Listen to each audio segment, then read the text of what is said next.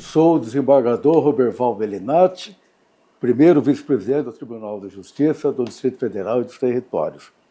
A primeira vice-presidência tem a responsabilidade de cuidar da memória institucional do tribunal.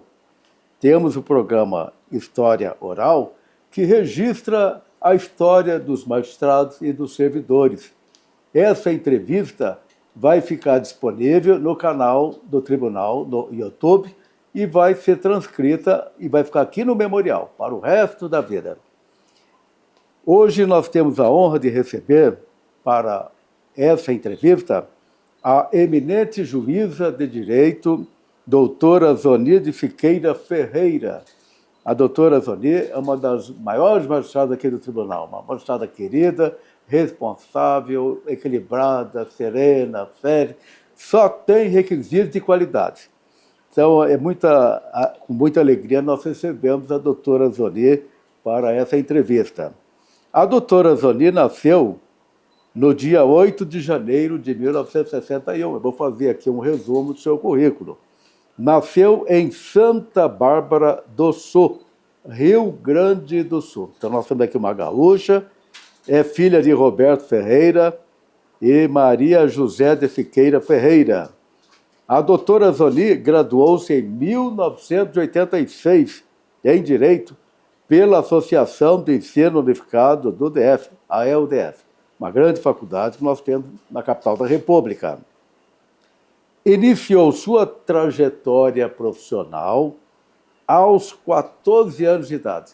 Olha só, aos 14 anos, no Colégio Nossa Senhora Aparecida, em sua cidade natal.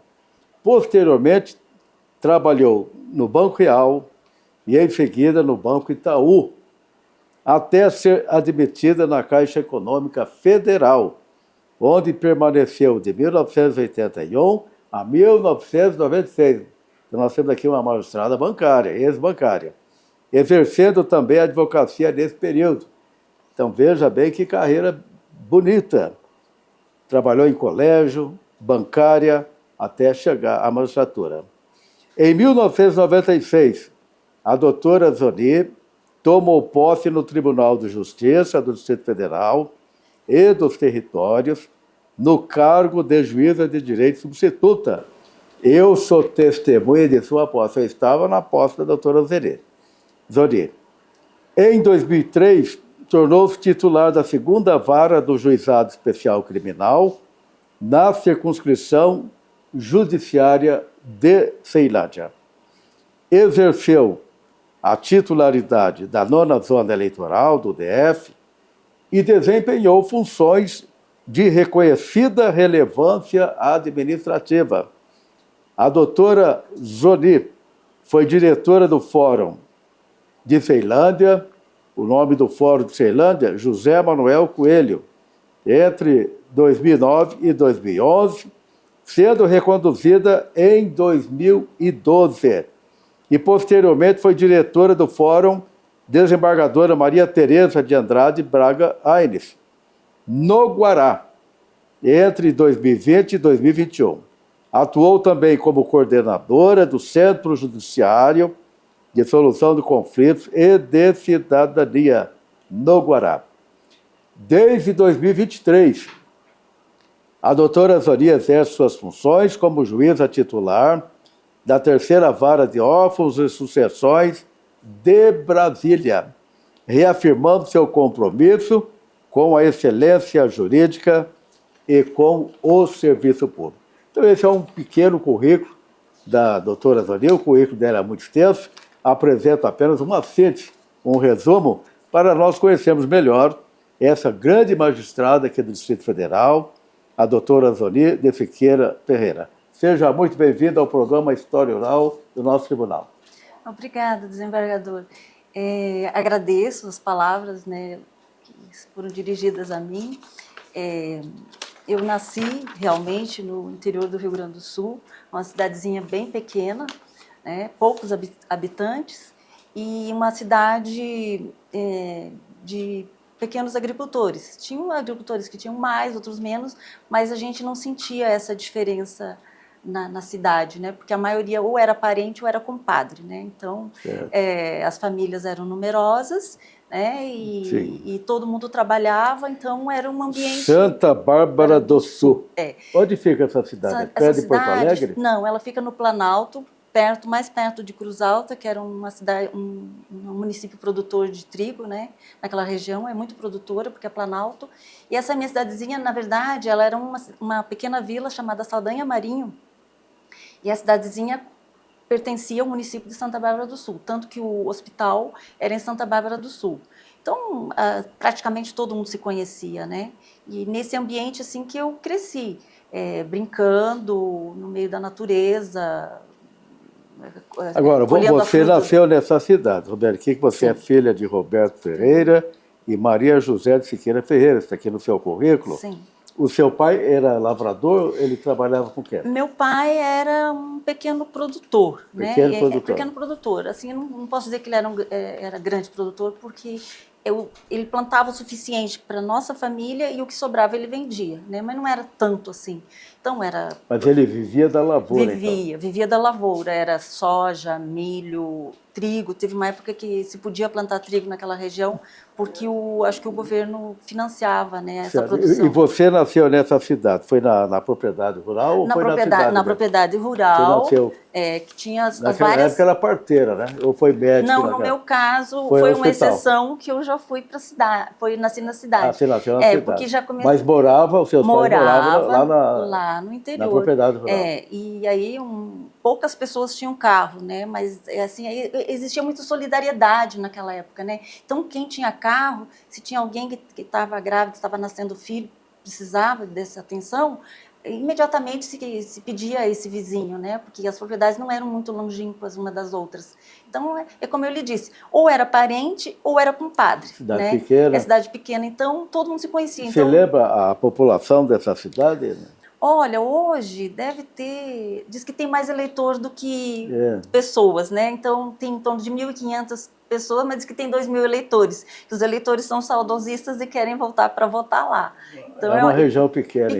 Então é até uma forma de quem saiu voltar para rever seus parentes, né? E a sua mãe era do lar? Ou ela trabalhava? Minha mãe era do lar e costureira. Costureira. Né? Então tinha que se virar, né? Trabalhava. Trabalhava. E são quantos filhos? 9 filos. 9 filhos. Você então, eu caçula? sou a sexta de 9. Então, os meus irmãos iam estudar em colégio agrícola, né? Porque na época tinha aquele colégio Júlio de Castilhos, perto de Porto Alegre, e tinha um outro colégio que ficava numa cidadezinha próxima, que chama Pinheiro Marcado, que tinha um ginásio. Só que esse ginásio era mais para meninos, né? Então, na minha época, quando chegou a minha época de estudar, eu tive que sair de lá. Aí, minha mãe era muito batalhadora nesse aspecto. Ela achava que a gente tinha que estudar, né? Mesmo morando no interior. E aí, ela procurou as freiras do Colégio Notre Dame, em Carazinho, que já é uma outra cidade um pouco maior, né? Que fica perto de Passo Fundo. E aí ela conseguiu um lugar para mim lá. Como as meninas que ficavam no colégio interno... Você fez o primário nesse colégio de freiras? Não, eu fiz o primário num colégio municipal, uma escolinha municipal, onde todos os filhos dos agricultores e comerciantes... Nessa cidade, Santa Bárbara do Sul. Saldanha Marinho, que é o distrito. Sim. Tá certo.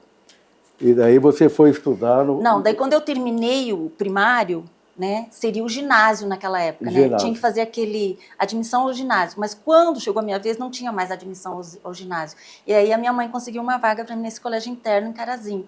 Só que Você estudou em colégio interno, o ginásio? No ginásio. Só que colégio de freiras. Colégio de freiras. Só que meus pais não tinham recurso para pagar o colégio para mim, como as outras meninas. Então o que a freira fez, a pedido da minha mãe? Ela me colocou para cuidar das crianças no jardim da infância. Então, tinha professora e eu era auxiliar.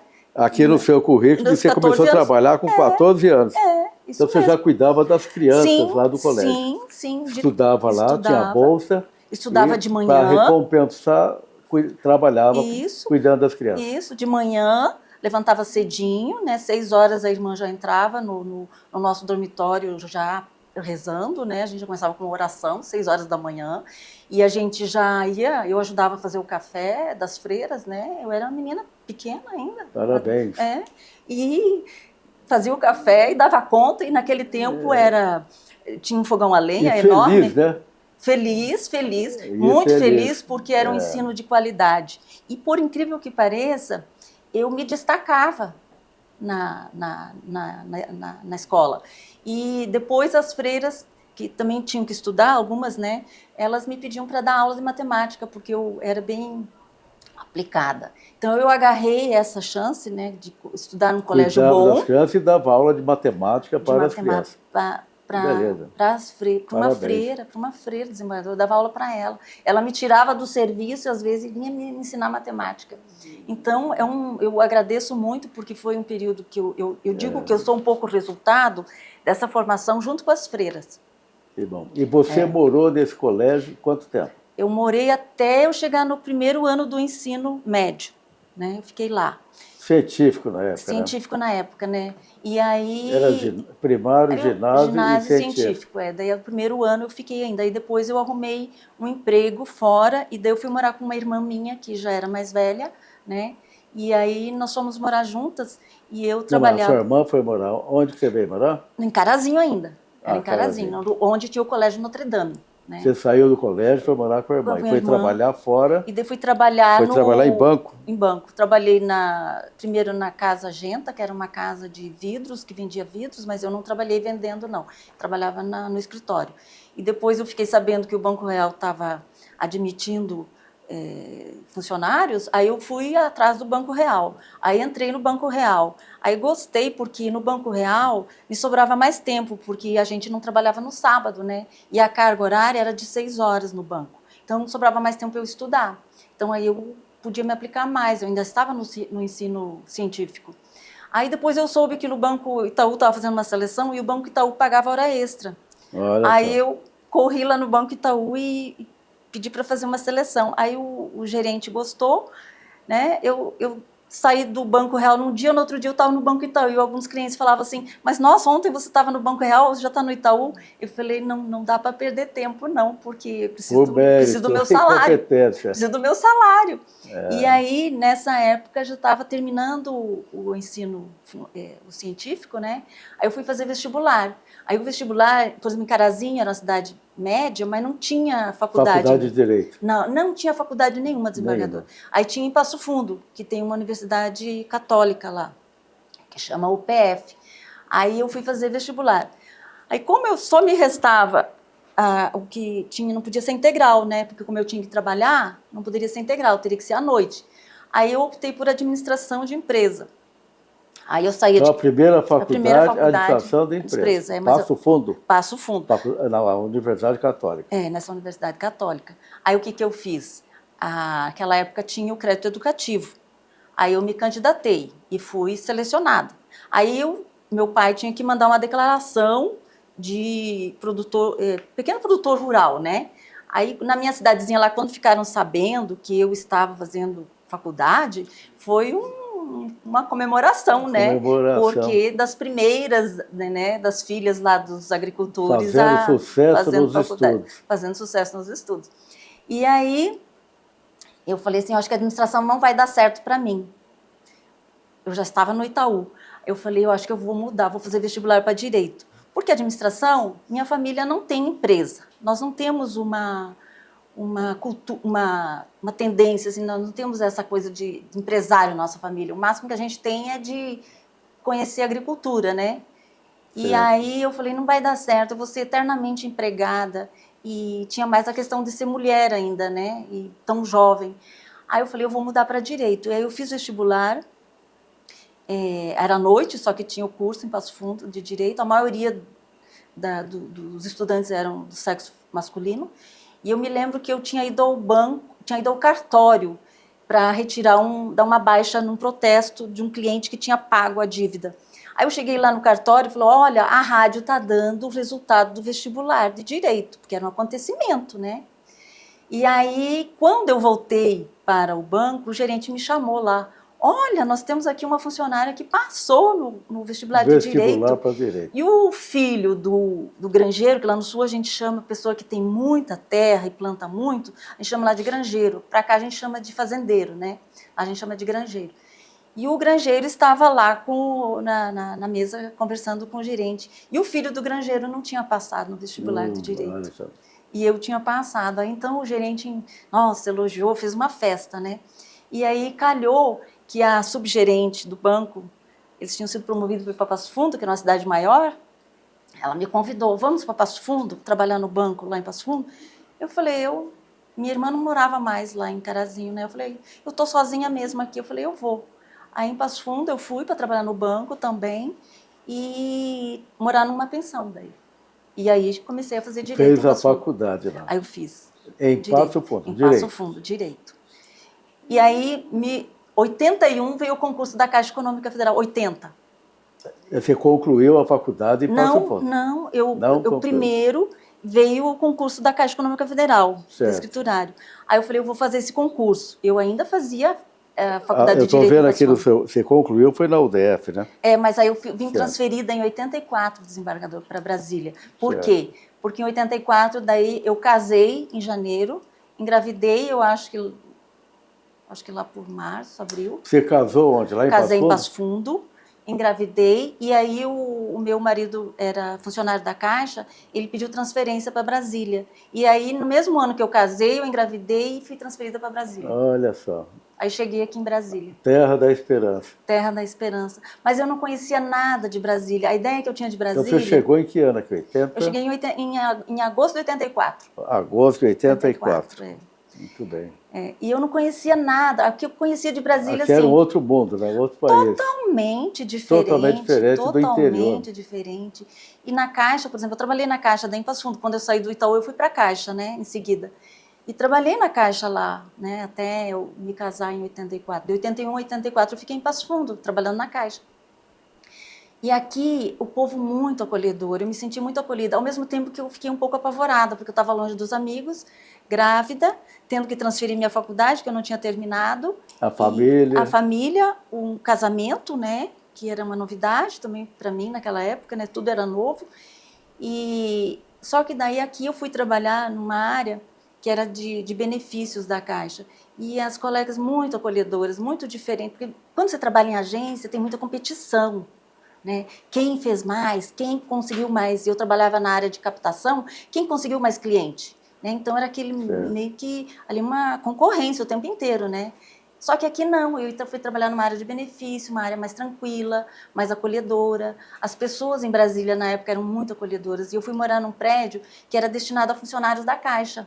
Então, ali todo mundo se conhecia. E quando nós saímos lá de Passo Fundo, por exemplo, as pessoas que tinham parentes que moravam em Brasília já davam uma referência. Olha, chegando em Brasília, procura fulano, que fulano já vai te dar uma mão lá, né? Já vai te ajudar. E nós chegamos aqui com algumas referências, né? Tanto que o meu compadre, o padrinho do meu filho, era também um funcionário da Caixa que já morava aqui. E falava maravilhas, que aqui não era frio, que aqui os meninos podiam brincar o ano inteiro, que não era como o Rio Grande do Sul, que aquele frio todo. E realmente, eu senti assim, no início, muito concreto, né? Fiquei um pouco apavorada e que não tinha pessoas na rua, né? Acostumada em Passo Fundo andar para lá e para cá e pegar ônibus e andar... É diferente do interior, totalmente. Realmente. Não, em Passo Fundo é uma cidade grande, mas né, você caminha pelas ruas e eu não tinha carro em Passo Fundo, então o meu transporte ou eu ia a pé ou de ônibus, né? Então, aqui em Brasília ficou diferente para mim. Eu conheço esse filme, porque eu cheguei aqui em 1974, final de 74. 10 anos antes. Então, conheço. Tudo que você passou, também passei aqui. Passou, né? E aqui é a terra abençoada, Brasília. E tinha uma dificuldade também de comunicação, né? Imagina, eu, uma gaúcha do interior, né, que fala assim, que cada região tem uma maneira de falar, o sotaque é diferente, né? Então, às vezes eu não entendia direito as pessoas e as pessoas me entendiam. Você ainda tem um pouco de sotaque. Ainda tenho, né? É muito forte, né? É muito forte. Eu sei que sotaque bonito. Que uma vez eu fui comprar carne moída, né? E eu cheguei no açougue e pedi guisado. E ninguém entendia o que era guisado, né? E lá a gente chama carne moída de guisado. Então, o início foi um pouquinho difícil, essa adaptação. Mas eu acho que Brasília, para as crianças, que né, foram criadas debaixo do prédio, todo mundo era... Mas você tem quantos filhos hoje? Eu tenho 2. Qual a idade dos seus filhos? A Clarissa, que é a mais velha, que quando eu vim eu estava grávida dela, está com 40 anos. 40. 40. E o Matheus, que eu tive depois aqui, também, os dois nasceram aqui, tem 35. E eles fizeram direito? Não, Ou não? nenhum. Mesmo eu pedindo, não. Escolheram qual não. curso? A Clarissa, eu estava falando antes que ela fez jornalismo e fez artes cênicas, né? E trabalhou, chegou a ser estagiária aqui na comunicação, mas isso foi há 17 anos. E o Matheus fez engenharia civil. Na época a engenharia estava em alta, né? Aí estava aquele boom da engenharia e ele fez engenharia Não civil. quiseram seguir a carreira da mamãe, magistrada. Não, eu Porque acho cada um que tem uma missão, né? Tem um talento, cada um escolhe o seu caminho na vida, né? Para quem tem filho sabe o que é assim. Sabe, eles não quiseram, mas embora eu tenha falado mais para a Clarissa, né? Mas ela não, ela acha que nasceu. Que não era a missão dela, não né? era a missão Escolheu dela. outro caminho. E você se inscreveu na UDF para concluir o curso de daí Direito. eu tinha a opção de trazer para o... Se matriculou na UDF. Daí eu fiz a transferência no UCEUB, não aproveitariam tanto as disciplinas que eu já tinha cursado lá, aí a UDF aproveitou melhor, aí eu ingressei ali, um período eu estava gestante. Você se formou em que ano na UDF, então? Você concluiu o curso de Direito? Eu concluí em 86. 86. 86. Eu fui dar aula na UDF em 1991. Fiquei 10 anos dando aula na UDF. Então você, infelizmente, não foi minha aluna lá. Não fui sua aluna. E o senhor sabe que daí o meu marido, na época, foi fazer um curso em São José dos Campos, que a Caixa fez um convênio com o ITA, e ele foi para lá. E eu fiquei 2 anos lá. Nesses 2 anos que eu estava lá, eu já estava formada em Direito, eu não queria mais saber de Direito. Eu falei, vou fazer serviço social. Eu acho que eu tenho mais a ver com serviço social. E aí não deu certo, né? Aí teve um concurso na Caixa lá, em São Paulo. Eu fui fazer, mas eu não estava preparada o suficiente, também tinha filho pequeno, né? E trabalhando eu não... E também eu tinha formado em 86, isso foi em 90... agora em 92 eu acho que eu estive em São José dos Campos, trabalhando na Caixa lá. E aí não passei. Mas aí depois, quando eu voltei para cá, aí eu falei assim, uma amiga me chamou, vamos fazer a escola do MP, vai ter uma prova. Primeiro ela me chamou para fazer um curso, eu falei, vamos. E aí, vamos fazer a prova? Vamos. Aí calhou que eu passei nessa prova para ingresso na escola do MP. Aí eu comecei a estudar Uma excelente escola. Uma excelente. Só que eu tinha estudado pelo Código Penal anterior, que era causalista. E o novo código já era fatalista, né? Certo. Então, eu estava boiando quando eu estava fazendo o curso, né? Eu não sei como que eu não desisti daqueles cursos da escola do MP. Foi uma reciclagem boa, né? Uma atualização. Foi. Mas e daí? Como é que você resolveu entrar na magistratura? Qual foi a inspiração que você teve? Sim, daí que você terminou, fez o curso anterior de administração, curso de direito, trabalhando como bancária, entrou na escola do Ministério Público e resolveu ser juíza. Queria que você falasse sobre isso. Pois é, daí na Caixa teve um concurso para advogado, né? E antes de eu fazer a escola do MP, eu já era advogada da Caixa. Aí eu senti necessidade de me aprofundar um pouco mais, né? Porque exigia o meu trabalho lá. E aí que eu fui fazer a escola do MP. Quando eu fiz a escola do MP, eu fiquei bastante empolgada, porque o Ministério Público, depois da Constituição de 88, galgou, né, mais poder, e a escola do MP incentivava a gente, né? E aquela coisa ali me empolgou bastante. Eu falei, eu quero ser promotora. Aí eu falei... lá na Caixa, apesar do advogado ter independência, a gente ainda tem as chefias que mudam de acordo com os governos, né? Certo. Então, a gente está sempre balançando, né? Na dependência política. Então, aquilo era uma coisa que me incomodava um pouco, sabe? Porque a gente tinha independência, mas a gente tinha uma chefia que a gente tinha que se reportar e ele que dava as diretrizes, né? Então, a cada mudança de governo, a gente mudava a chefia. E aquilo me incomodava um pouco. Aí eu falei, então vou fazer a escola do MP. Só que eu fiz a prova e fiquei em penal. Não era o meu forte realmente. Na Caixa nós não tínhamos, né? Não lidava com isso. E aí em seguida veio o concurso da magistratura. Eu falei, eu vou fazer, porque daí eu vou, né? Eu vou indo. E quem sabe dá certo, né?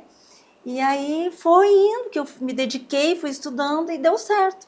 e cheguei, Foi né? aprovada Fui no concurso. Tá aprovada. vendo? Não era sua missão ser promotora. Eu Era achava ser juíza. desembargadora, eu achava que era um pouco rebelde. Aí eu falava assim, não, eu acho que eu sirvo mais para a carreira do MP. Mas eu falei, Deus me mandou a magistratura. Eu falei, então, quem sabe é essa a minha missão, né? E aí é claro que eu fiquei muito feliz na época, é uma mudança muito Bom, então a grande. sua inspiração para entrar na carreira da magistratura foi a própria Caixa Econômica. Você foi trabalhar como advogada da Caixa, fez a escola do Ministério Público, que é uma excelente escola. Ali que nasceu no seu coração o desejo de fazer concurso Ali nasceu. para o Ministério Público e depois para ali o Tribunal de nasceu Justiça. porque eu achei que ali eu podia fazer mais. E você passou no primeiro concurso para juiz? Da juiz eu passei no primeiro concurso. No primeiro concurso já foi aprovado. Parabéns, porque não é fácil não passar no primeiro concurso. Eu falei, não é fácil, mas eu acho assim que uma coisa Você estudou muito ou não? Olha, desembargador, a escola Parou do MP, para estudar? a escola do MP foi uma grande escola, porque veja bem, meus professores... Você fez uma boa escola, foi a base para o concurso. O Gonê foi meu professor na escola do MP. A gente tinha, o Gilmar Mendes foi meu professor na escola do MP. O Rogério Schietti era o diretor da escola do MP na época. A desembargadora Ana Maria foi minha professora de processo civil. Então, eu tinha excelentes professores e eu tinha exemplos. O maior exemplo que a desembargadora Ana Maria, né? Que ela contava sempre a história dela. E eu senti que ou no MP ou na magistratura, eu poderia fazer mais, eu teria mais espaço para fazer, para trabalhar, sabe? Eu teria mais liberdade para trabalhar, né? Eu teria mais espaço para ser eu. Só repetindo aqui a data que você assumiu como juíza de direito substituto aqui no tribunal. Eu já falei a data, você pode confirmar a data? Sim, foi 14 de fevereiro de 97. 95, né? 96, eu acho que eu passei, né? Não, foi 97, desembargador, porque vou fazer 30 anos em 2027. Certo. Muito bem. Eu assumi. E onde você foi trabalhar? Bom, quando você assumiu como juíza, assumi, primeiro lugar? Eu digo que eu sou uma pessoa abençoada, porque a primeira pessoa que me recebeu chama-se Maria Isabel da Silva. Foi presidente da MARS, uma grande magistrada, e atualmente é a tesoureira da ANB. Eu cheguei lá, tímida, muito tímida, né? Você sai de uma condição de tutelado, né? Que eu vou dizer, na Caixa eu era advogada, mas eu era tutelada, porque a diretriz vinha de cima, né? Para ser tutor daí, né? Então eu passei a ser, a posição mudou de advogada, né, para o julgador. Então é uma mudança muito grande. E ela foi assim um grande apoio para mim. Eu comecei lá na vara da Fazenda Pública. Mas aí depois a Deliane, nós tínhamos sido colega na UDF na época, né? E aí eu fui assistir algumas audiências com ela, porque eu falei assim, eu tenho que assistir audiências para ver como é que é, né, antes de assumir. Eu já comecei a assistir as audiências. E ela me viu e daí ela me chamou para ir para o juizado. E aí ali foi um grande aprendizado, porque, né, fazer as audiências de conciliação, ter aquela paciência para ouvir as pessoas. Doutora Zoni, antes de prosseguir falando sobre essa trajetória, as pessoas sempre perguntam para os magistrados qual o método de estudo utilizado pelo magistrado para passar no concurso. Eu vou fazer também para você essa pergunta. Como é que você estudava? Você já disse que fez a escola do Ministério Público. Mas como é que você estudava? Você fazia resumo da matéria? Não, era o seguinte... Ou foi uma ótima aluna lá na escola? Estudava mais para as provas? Não, na época que eu estava... Como é que você se preparava para o concurso? Não, na época da escola, que eu fiz a escola, eu não tinha em mente ainda o concurso. Né? Eu não tinha ainda decidido o concurso. Eu queria me atualizar. Eu achava necessário me atualizar. Porque, como eu lhe disse, eu tinha estudado por um código que já tinha sido modificado. Então, eu precisava atualizar. E aí, no ano seguinte, como eu fui bem, daí depois, né, eu me empolguei. Eu falei, olha, eu acho que eu tenho gabarito para isso, eu acho que eu posso tentar, né? E aí, tinha umas amigas minhas que na época fizeram a escola junto comigo e iam para a biblioteca da UNB. Aí, o que eu fazia? Eu levava os meninos para a escola de manhã, que eles estudavam ali no Carmen Salles, eu morava na Asa Norte, e daí, de lá do Carmen Salles, eu já ia para a biblioteca. Aí terminava meio-dia a escola, né? Eu saía da biblioteca, pegava os meninos na escola, almoçava com eles, e daí eu ia para a Caixa. Né? Eu já era advogada da Caixa. E o trabalho na Caixa também me ajudou muito, né? porque eu trabalhava na primeira instância, que a gente falava lá, então era com contestação, com essa parte. Econômica, competência da Justiça Da Justiça Federal. Federal. Então, fazia contestação, fazia recurso, então aquilo também ajudou bastante, o fato de eu trabalhar, né, com o contencioso, que a gente chamava lá, porque tinha área de pareceres e tinha o contencioso, eu trabalhava no contencioso, no final. E aí... Então, essa prática ajudou muito. Ajudou, porque eu saí da teoria para a prática, né? Que a escola do MP se estuda muito direito constitucional. E lá na Caixa a gente aplica muito o administrativo e o constitucional também, né? Certo. Então isso ajudou muito. Agora, eu saía da Caixa lá pelas 7 da noite, aí eu passava em casa, passava na padaria, comprava o pão, levava para casa para fazer o lanche, lanchava com os meninos, e aí pegava meus livrinhos, biblioteca de novo da UNB, até 11 horas da noite. Saía da biblioteca, ia para casa, dormia, no outro dia... Quanto tempo foi essa rotina aí? Olha, a escola do MP eu fiz, acho que em 95. Daí em 96 eu fiz essa rotina, mais ou menos. Eu passei no concurso em 96, eu acho, porque eu ingressei em 97. 96. Então, eu acho que eu fiz a escola em 94, 95, 96 eu fiquei estudando. Mas antes, eu quis fazer um concurso do Ministério Público do Trabalho, porque na Caixa a gente lidava muito com direito do trabalho. Mas aí não foi uma boa ideia, porque era muito específico, né? Aí não me dei muito bem, aí eu resolvi fazer a prova. Mas o seu método de estudo, sim. Você fazia o quê? Resumo? Eu peguei aqui, por exemplo, no início... Esse é um bom exemplo. Tem gente que diz assim, não, o meu método era a leitura. Eu lia, outros falam assim, não, eu só resumia, ficava resumindo a matéria. Eu peguei, por exemplo, o edital. E o que eu fazia? De manhã eu estudava as matérias mais difíceis, porque de manhã a cabeça tá boa, tá limpa. Então, o que eu fazia? De manhã, o mais difícil, né?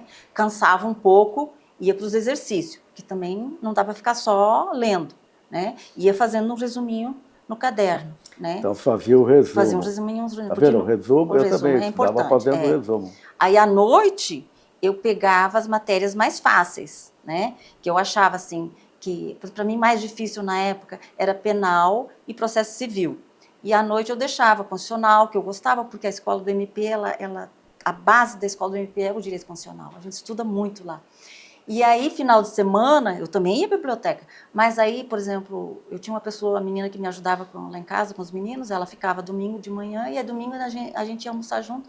Aí domingo à tarde, para não ficar tão cansativo, eu pegava os acórdãos daqui do tribunal. Olha, o examinador...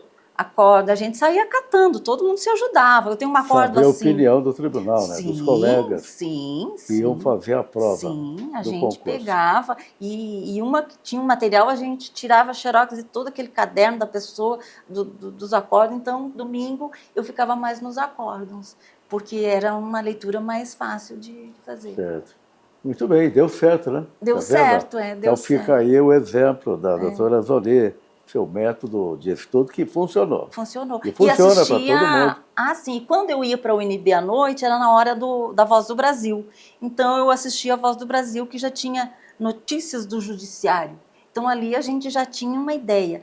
E depois, para melhorar o raciocínio, por exemplo, quando eu vi uma notícia, alguém matou, alguém não sei o quê, eu já tentava fazer a classificação daquele crime antes de sair a notícia, né, para ver se eu ia acertar. Então, a mente já trabalhava em cima disso praticamente o tempo inteiro. É um tempo que a gente fica muito sabida, porque a gente está com as teorias todas novas, e então a gente ouvia alguma coisa já, olha, isso já classifica assim. Então, a pessoa que está fazendo o concurso tem que prestar atenção em tudo.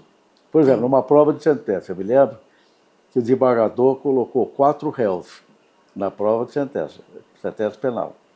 Aí ele só citava assim, fulano A nasceu no dia tal, B nasceu no dia tal.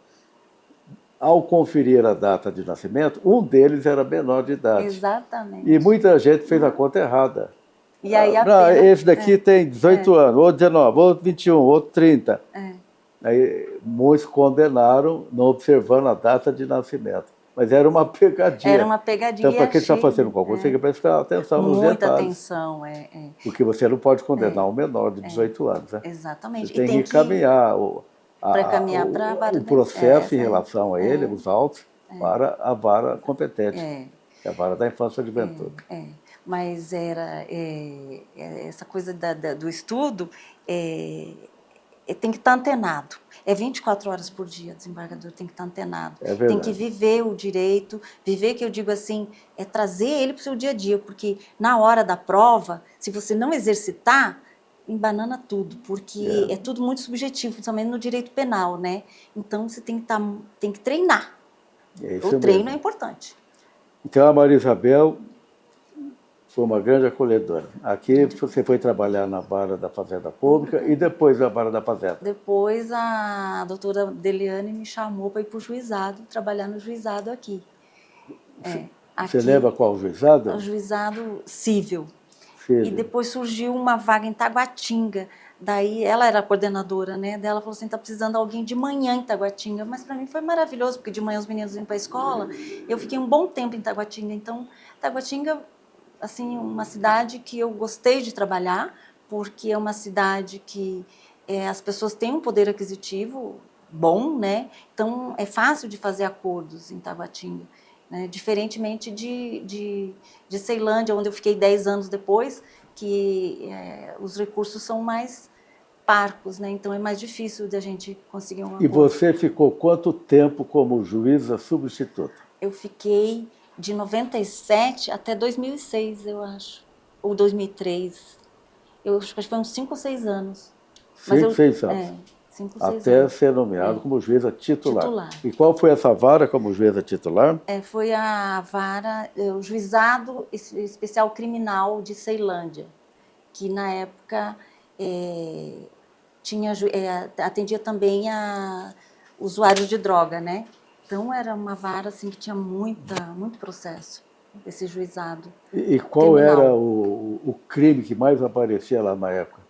Na época não tinha a violência doméstica, né? Então não a gente tinha muita lesão corporal, muita briga. Muita violência doméstica, mas não era específica para a violência como nós temos hoje. Não era, e a gente não tinha instrumentos para fazer valer, né? Porque a pena era branda e a gente não tinha instrumentos para isso antes da Lei Maria da Penha, né? Porque a Maria da Penha veio depois, né? E então foi uma fase assim bem difícil, a gente tinha que tentar. De sorte que na época... E a violência doméstica era a maioria lá no seu juizado, não? Tinha muito usuário de... Tinha bastante, porque onde há superpopulação há conflito, né? Então é natural isso, né? E Ceilândia é uma das cidades mais populosas, então tinha muita agressão, muita briga de vizinho também, né? Porque... como eu disse, né, muita gente morando, muito conflito. E depois desse juizado, você veio para o plano? Não, eu fiquei em Ceilândia ainda, eu gostei de Ceilândia. Eu fiquei, daí eu vagou a segunda civil, eu fui para a segunda civil de Ceilândia. Ficou lá. Aí eu fiquei na segunda, mas antes de eu ir para a segunda civil, o tribunal agregou a violência, a VD, no juizado criminal. Então, a gente, no juizado criminal, nós passamos a ter a violência doméstica junto com o juizado criminal. Depois é que separou, né? Mas ainda trabalhei, antes de ir para a segunda civil, ainda trabalhei na violência doméstica em Ceilândia. E depois, Brasília? Depois, não. Aí depois eu fui para o Guará, fiquei 10 anos no Guará. É mesmo, tá vendo? Olha só, você... Mas a minha grande cidade... Você trabalhou em várias circunscrições. Sim, mas a cidade então foi para o Guará. Trabalhei no Gama, como substituto eu trabalhei em vários satélites, né?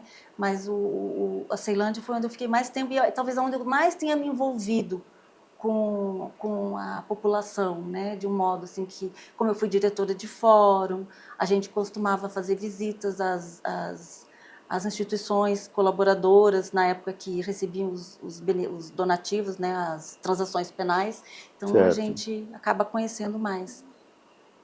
Bem, e aqui em Brasília, você atualmente está na terceira vara de ofícios e sucessões de Brasília. É a terceira vara. Terceira vara. Eu me lembro que nós tínhamos só uma vara, agora temos 3. Né? E como é que está o trabalho nessa terceira vara de ofícios e sucessões? É uma diferença muito grande, desembargador. São muitos processos em andamento?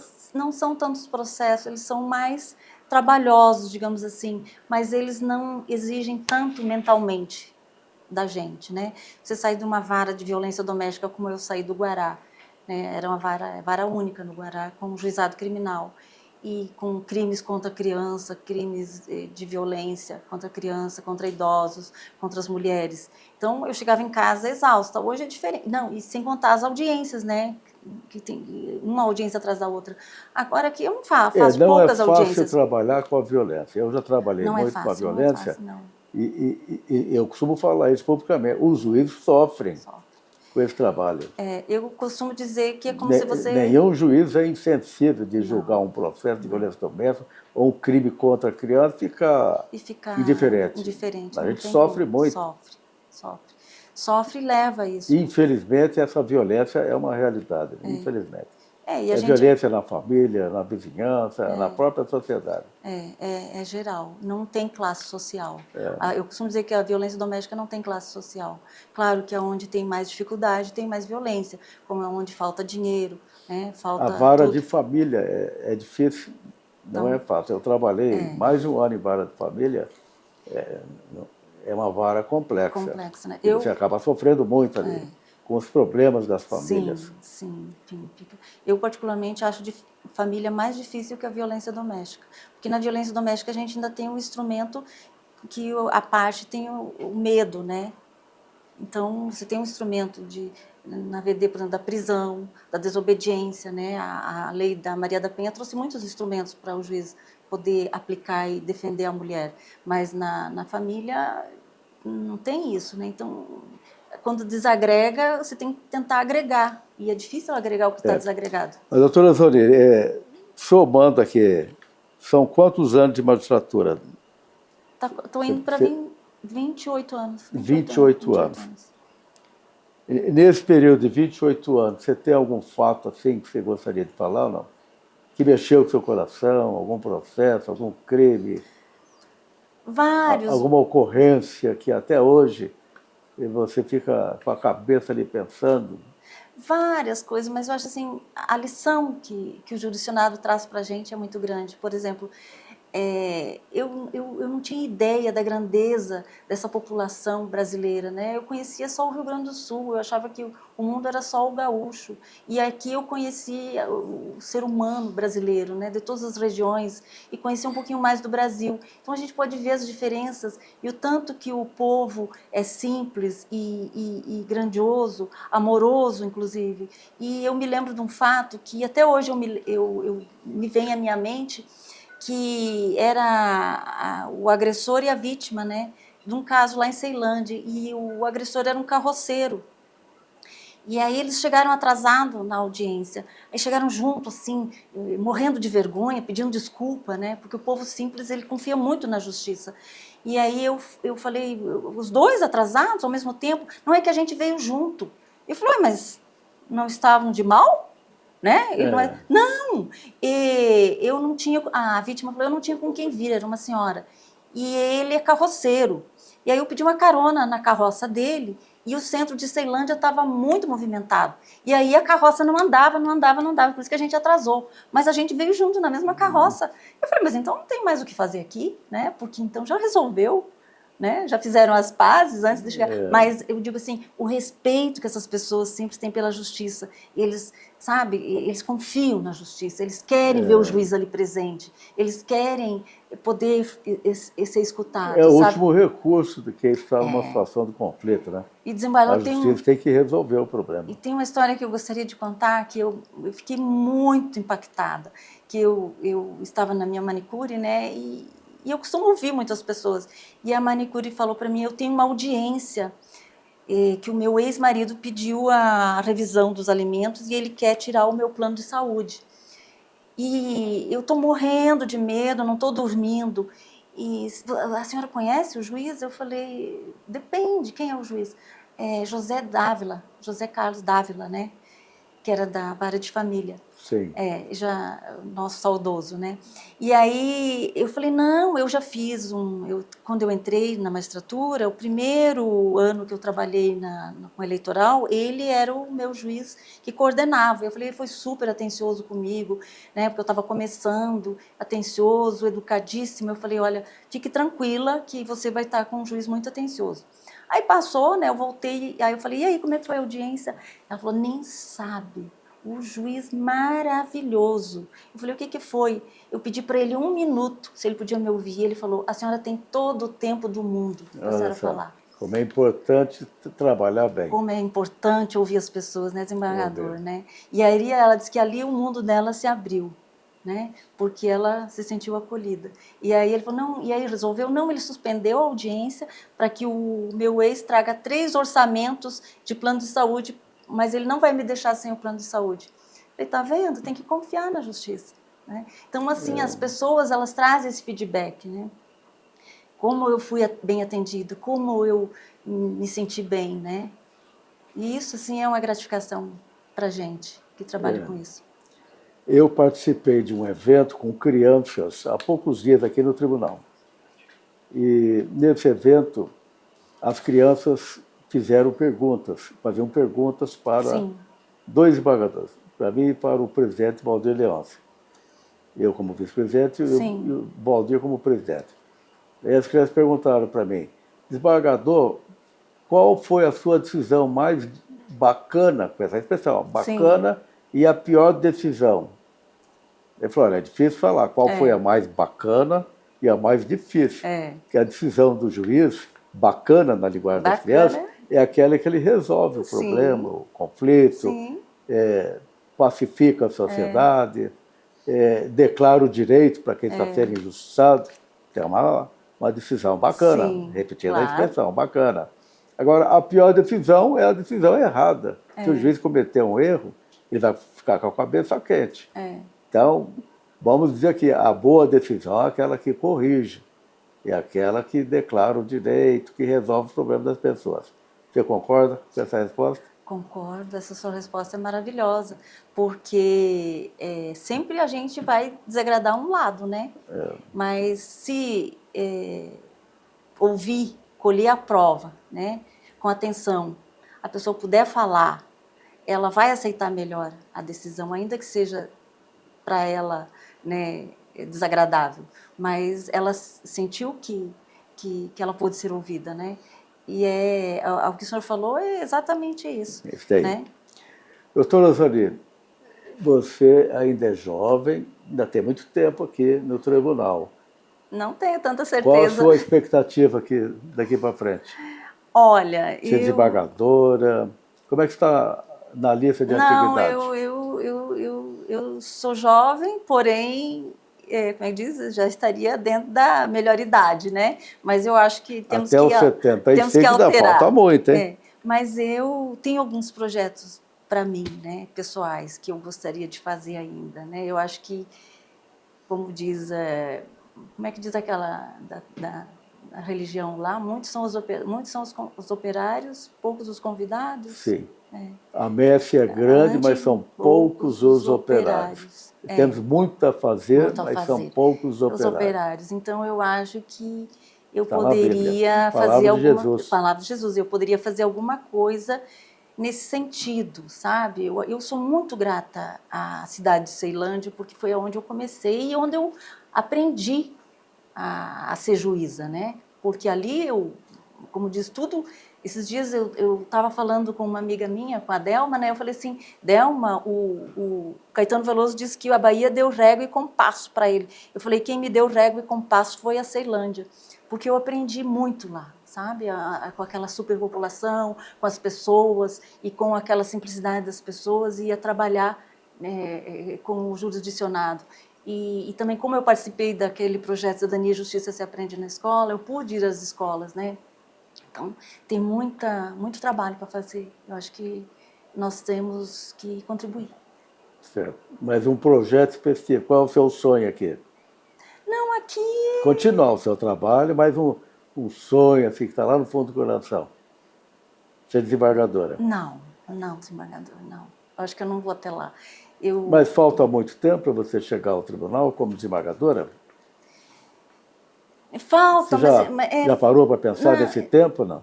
Eu acho que eu chegaria a ser convocada, mas eu não queria passar, eu vou fazer 65 anos em janeiro, né? E eu tenho alguns projetos pessoais que eu gostaria de realizar. Então, talvez você não espere a compulsória. Talvez eu não espere a aos compulsória. 75 Não, talvez eu não anos. espere. Mas é tudo uma questão de amadurecimento. Por exemplo, eu tenho um netinho que acabou de nascer, e ele nasceu lá no Rio Parabéns. Grande do Sul. Então, né, eu queria ter um pouquinho mais de convivência com ele. Então, tudo vai depender, assim, do que vai acontecer daqui para frente. A missão está sendo bem cumprida, né? É a terceira vara de órfãos, a vara está em dia, né? A população está muito bem representada a vara, com o seu trabalho. Mas a gente deve muito aos servidores do tribunal. Os servidores são de excelência, desembargador. Olha, parabéns aos nossos servidores, né? Eu posso dizer, porque estou quase 50 anos trabalhando, já 16 anos na Caixa, mais tempo de Banco Itaú, os nossos servidores são muito bons, são muito bem preparados. Então, o nosso trabalho hoje facilita mais, né? E a gente conta com essas, no meu caso, mas com essas várias portas que o tribunal criou, né, de atender e de ajudar o magistrado. Então, eu sinto que hoje a gente tem um apoio muito grande, né? Então, tá mais fácil para trabalhar. Mas a fase difícil mesmo para mim foi quando os meninos eram pequenos e tinha que ir para satélite, né? E aí era mais difícil. Mas hoje, com os meus meninos, não tem mais menino, né? Já são... Você então está na fase da reflexão, né? O que eu vou fazer daqui para frente? Reflexão. Teria exatamente. mais 10 anos aqui, pelo menos, né? Se você aguardar a compulsória. Mas eu tenho que me preparar espiritualmente também, desembargador, né? Eu tenho que cuidar de mim, da parte espiritual. Isso mesmo. O importante é ser feliz, a missão está sendo cumprida, a pacificação social está vindo da sua parte. E muito bem. Obrigada. Para nós encerrarmos nossa entrevista, eu queria que você deixasse uma mensagem para os advogados, seus assessores, para a nossa sociedade que acompanha essa entrevista.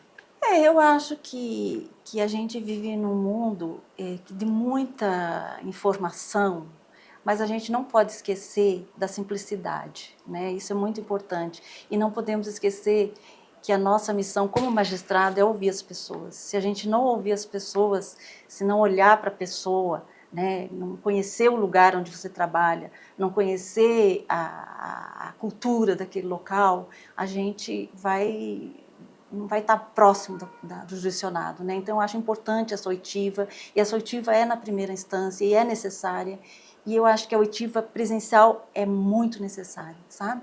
Então, eu queria deixar essa mensagem, assim, vamos prestar atenção, né, no que a pessoa tem para dizer.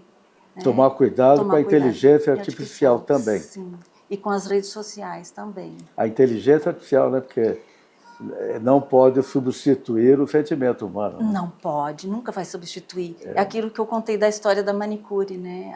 O brilho no olhar dela de ter alguém que escutou. E é interessante porque ela não foi a única. Eu estive agora no congresso em Foz do Iguaçu e a gente contratou uma motorista para nosso grupo que estava lá, né? E daí ela estava contando uma história que ela teve uma filha com um grande empresário chinês, porque lá tem muitos chineses, né? E ela disse que acabou que ele moveu uma ação contra ela de injúria, e na audiência ela pediu ao juiz também para falar, e daí ela disse para o juiz que ele não pagava, não visitava a filha, não pagava pensão. E aí ele falou, mas esse não é assunto da audiência. O juiz falou, não, mas pode falar. Aí ela falou, não, tem muito tempo que ele não paga pensão. Aí o juiz falou, mas o senhor não está pagando a pensão? E ele se sentiu incomodado, disse que a partir desse dia ele nunca mais atrasou a pensão e passou a visitar a filha. Então, a presença do juiz, a fala do juiz ainda é muito importante nas comunidades. É fundamental. O diálogo. Tem que ouvir as partes. E o desembargador nem precisou processo, né? Ele resolveu ali só com uma fala. Né? Muito bem. Nós somos de carne e osso. Somos de carne Temos que tratar a todos com dignidade. E reflete muito na comunidade, né? O que o juiz fala. Com dignidade e respeito, né? O respeito ao ser humano. O respeito é Isso fundamental. É tudo na magistratura. Sim. E na vida da gente, na né? Vida esse respeito também. pelo outro. Isso eu acho muito importante. né? A gente consegue chegar ao mesmo fim se a gente trabalhar com paciência e com respeito e sem agredir ninguém. Uma vez eu me lembro que eu estava terminando uma pós-graduação e aí alguém falou para mim, mas você não vai continuar estudando? Aí eu era um final de ano, a gente super cansada, cumprindo meta, né? Filho em escola. Aí eu falei assim, eu preciso fazer pós-graduação de paciência. Paciência para ouvir, porque nem sempre é fácil, porque a parte, ela chega estressada. E quem tem que estar bem sou eu, porque eu não estou com o problema dela. Ela que está estressada com o problema que ela está trazendo e a insegurança que ela está vivendo naquele momento. Certo. Porque eu já fui testemunha num processo e eu fiquei estressada, né? Porque tudo é uma novidade para a gente. E a parte, imagine, se ela está com o bem de vida dela ali em julgamento, como que ela não vai estar estressada? Então eu tenho que ter esse entendimento e essa empatia. Certo. Eu quero fazer mais uma pergunta nessa mensagem final que você está fazendo sobre a paridade. Que hoje nós temos política pública do CNJ em favor da paridade, ou seja, de igualdade entre juízes e juízas. Então o CNJ ele quer que os tribunais valorizem o trabalho das mulheres. Inclusive, em determinada situação, o tribunal pode promover as mulheres na frente dos homens. Você é a favor dessa política de paridade? Olha, eu acho que tem que ter, assim, tem que ser corrigido para as mulheres, né? Isso é cultural, é muito longo, é muita história, né? Que a gente teve que atravessar para conquistar. O fato de eu estar aqui hoje é porque outras mulheres lá atrás já batalharam para que eu pudesse ter essa igualdade, né? Para fazer um concurso que era eminentemente de homens, né? E então, eu acho que se for assim para trazer o equilíbrio, né? Mas talvez em algum momento vai dar um desequilíbrio, mas nesse momento eu acho necessário ter essa paridade.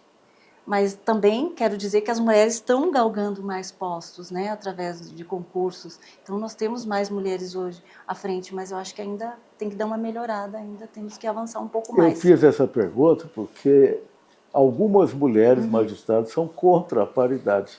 Eu tive a oportunidade de perguntar a algumas e elas se manifestaram contra. Não, acho que a promoção deve seguir a antiguidade, a data do concurso.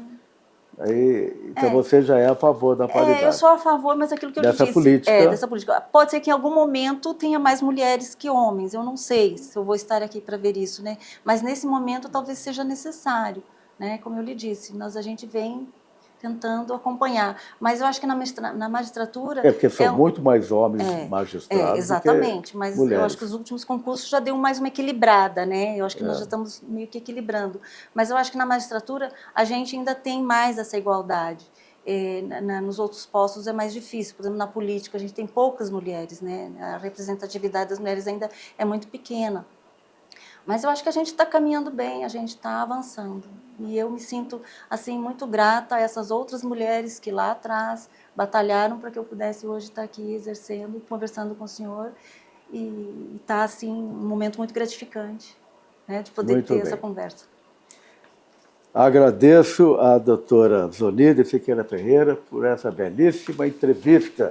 Eu que agradeço. Parabéns pela sua história de vida. Você é um orgulho para o tribunal. Obrigada. Uma excelente magistrada. Obrigada. Sucesso para você na sua vida daqui para frente. Obrigada. Eu tenho tentado Faça uma orgulhar boa reflexão, pensando no futuro. Obrigada. Parabéns. Obrigada. Muito obrigada para você mesmo. e para a sua família. Obrigada. Nós temos orgulho de você aqui no tribunal. Obrigada.